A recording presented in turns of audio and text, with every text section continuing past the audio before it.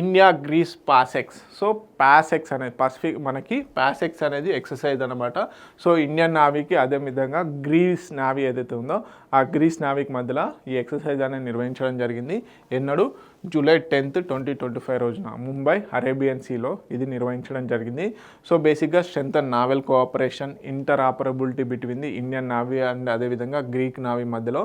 Okay, అదేవిధంగా మనకు తెలుసు ఎక్సర్సైజ్ అనేది ఎందుకు strategic partnership in defence collaboration పెంచడం కోసం అని చెప్పేసి ఒక డ్రిల్స్ ఓరియంటలో ఈ ఎక్సర్సైజ్ అనేది నిర్వహించడం జరుగుతుంది. ఓకే, ఇప్పుడు ఈ పాసెక్స్ అనేది జూలై 10 రోజున అరేబియన్ సీలో నిర్వహించడం జరిగింది. సో చూద్దాం, బ్యాక్గ్రౌండ్ వచ్చేసి ఇది 2023 నుంచి బేసిక్గా స్ట్రాటజిక్ పార్ట్నర్షిప్ ఓరియంటల్లో ఈ ఎక్సర్సైజ్ అనేది కండక్ట్ చేయడం జరుగుతుంది.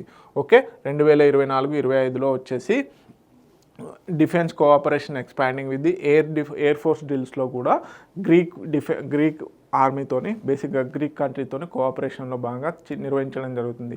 సో అదేవిధంగా మనకి ఈ ఎక్సర్సైజ్లో పార్టిసిపేట్ చేసినటువంటి ఇండియా నుంచి పార్టిసిపేట్ చేసినటువంటి ఐఎన్ఎస్ ఏవైతే ఉంటాయో షిప్స్ ఏవైతే ఉంటాయో వార్ షిప్స్, అదేవిధంగా గ్రీక్ నుంచి ఏది పార్టిసిపేట్ చేసింది అనేది కూడా ఇంపార్టెంట్. సో ఐఎన్ఎస్ తర్కష్ ఏదైతే ఉందో INS Tarkash Indian navies western command నుంచి పార్టిసిపేట్ చేయడం జరిగింది. అదేవిధంగా హెచ్ఎస్ పారా, ఓకే, హెచ్ఎస్ పార్సా వచ్చేసి మనకి హెలెనిక్ గ్రీక్ నావీ నుంచి పార్టిసిపేట్ చేయడం జరిగింది ఈ పాసెక్స్ ఎక్సర్సైజ్లో భాగంగా.